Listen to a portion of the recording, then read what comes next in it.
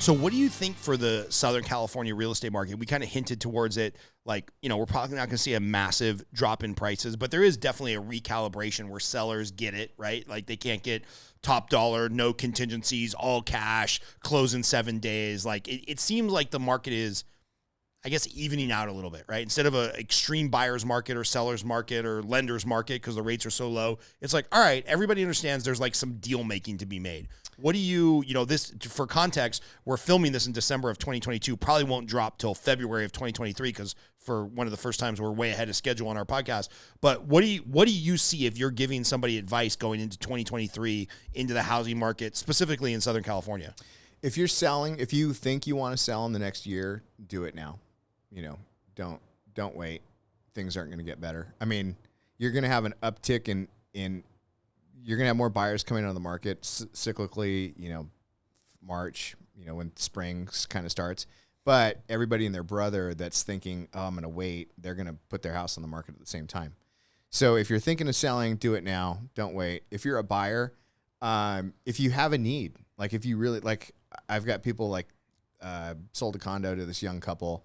They've been living with their in-laws for I don't know how long, and they have to have a place to live. Get out. Yeah, right. So they got a good deal. They're happy. They got the rate. They can afford it. If rates come down, hopefully they're in an equity position. Actually, they went in with a fair amount down. That's one thing. Like I'll hear the term "marry the rate" or marry the house, date the rate, marry rate. the house. I hate that. It's like you might be stuck with this mortgage forever, dude. Yeah, if the equity is gone and you can't refinance or you lose your job, you're screwed. Yeah. So or rates just don't go back down. 5 or 6 is not bad.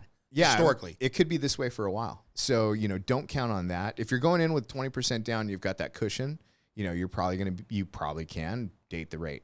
But if you're not doing that, don't plan on that. Nothing is, right. Who knows what's going to happen. And, just like there could be some black swan event that, nobody sees coming. Or, right. Some people, we might call them a nut that they're way out in left field right now, but they could be right. So, right. Yeah, there's a lot of people that were way out in left field the last 3 years that turned out to be totally right. Yeah. So don't, take everything in. Don't poo-poo it immediately. Look at it. It's just like jiu-jitsu. So, take in as much information you can. Like with jiu-jitsu, there's techniques that don't work for you, but pay attention because somebody might try to use them on you. Right. And you'll want to know how to counter them or, be prepared. So as far as if you're buying, don't go in with a shoestring, like very little down payment. Maybe rent a little longer, wait, work on your credit, build up your bank account. As far as pricing, I think we're going to see kind of death of 1,000 cuts. It's not going to be like instantly there's going to be a decrease, but over time we're going to see all these. When I go on the MLS, I look at the hot sheets and I'll look at, price changes. 95% are price decreases. Right. So, longer days on market. Sellers, if they're motivated and they have a strong motivation to move, they're going to accept a lower offer. Right. Or they're going to come up with a price decrease. Right. As far as like I mentioned earlier, the interest rates being so low. If you have a 3% mortgage, man, the value isn't so much the house, it's that mortgage and that payment that you have. So, and then you have options of what you can do with the property. Maybe you can lease it out for more than your mortgage payment and have a positive cash position. Right. Like, why would you sell it?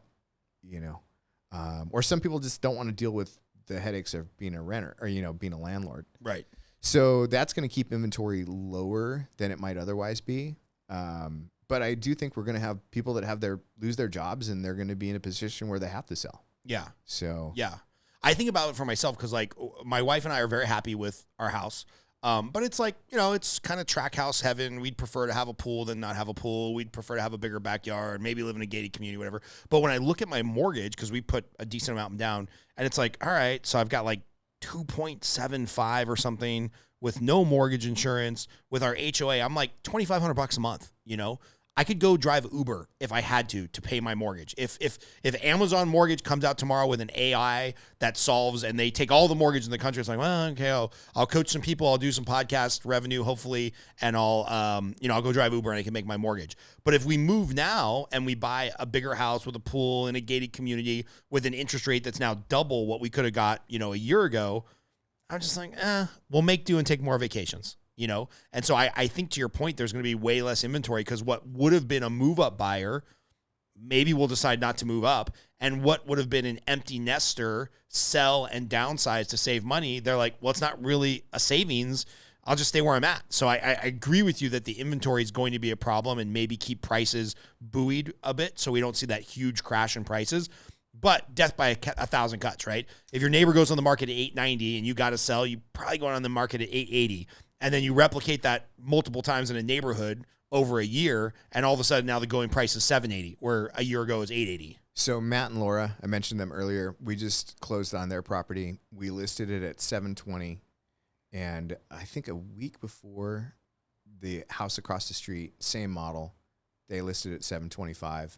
And we had been talking about 720 for a while, and we went under contract. We had a couple offers, went under contract at 707, closed at 707. That house across the street, it's been on the market, dropped to 710. There's nobody looking at it. It's going to go under 600, or it's going to go down into the sixes. Yeah. So you got to be ahead of the market as far as listing right now. Right. You know, at or below. And as far as like what I use, I don't look at sale comps. I look at what's on the market. How long has it been on the market? Where's the price? Look at what's gone pending, what's gone under contract. Where is it at? Right. You know, and sometimes agents, you know, I'll call them up and I try to be as friendly as possible. I'm not trying to take their business away. I just want to know, hey, can you give me an idea where it's at? They'll tell me, or they'll give me a roundabout idea and, you know, get all that intel and make a wise decision or give that to my clients to make the decision. Isn't it amazing how far a little bit of like nicety goes in this business?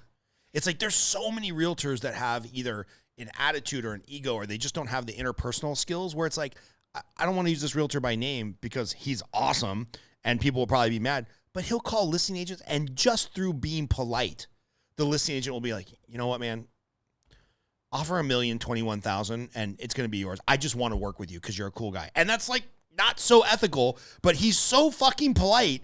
And he's just well known in the neighborhood of being a good guy and never pulling any shenanigans and not trying to put two deals under contract at once and bait and switch with the down payment and the lender and stuff. That's just like people want to work with him because he's nice. And he's made a ton of money the last 10 years because he's nice.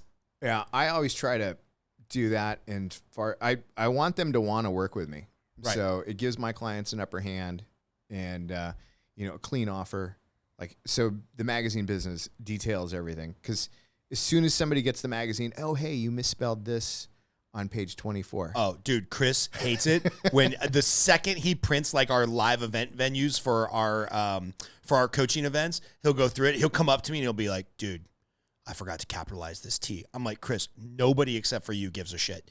And sure enough, once in a blue moon, somebody will come up to me and they'll be like, hey, man, you know there's a typo on page 21? I'm like, 3-day coaching experience at a rock star price where you're meeting with some amazing people, and you give a shit about the typo on page 21. You didn't capitalize yeah.